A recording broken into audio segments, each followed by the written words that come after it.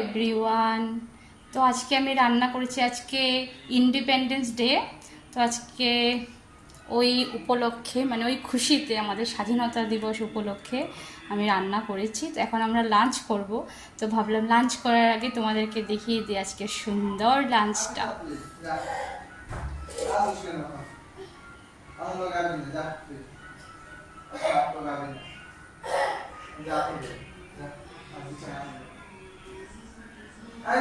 এটা হলো fried rice, simple fried rice, একদম খিলা খিলা বাসমতি রাইস।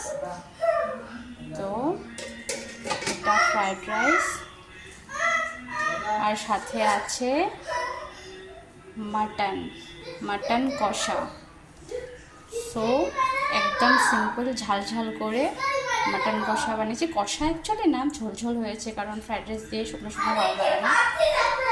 তো এটা মাটন, এটা দুপুরের, আর এক্সট্রা করে রাতের জন্য রেখে দিয়েছি।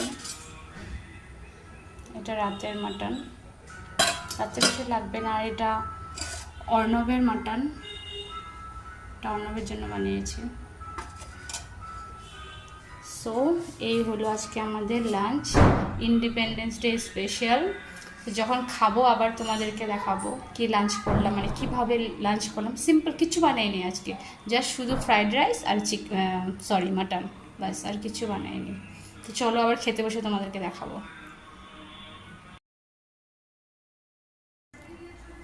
সো আমি এখন ফ্রাইড রাইসটা বেড়ে নিচ্ছি। তোমরা দেখতে পারো সুন্দর একদম খিলা খিলা হয়েছে, দারুণ হয়েছে ফ্রাইড রাইসটা। তো চলো একটু একটু করে সার্ভ করি। একবারে এত সার্ভ করলে এসি চলছে, খাওয়াটা ঠান্ডা হয়ে যাবে। আজকে বেডরুমেই লাঞ্চ করব, কারণ গরম আছে, এসি চলছে তার জন্য। তো আমরা ডাইনিংয়ে লাঞ্চ করব না, বেডরুমেই লাঞ্চ করব। তো নিয়ে যাই। আর মাটনটা বেডরুমেই দেব। এ হলো আমাদের খিলা খিলা ফ্রাইড রাইস।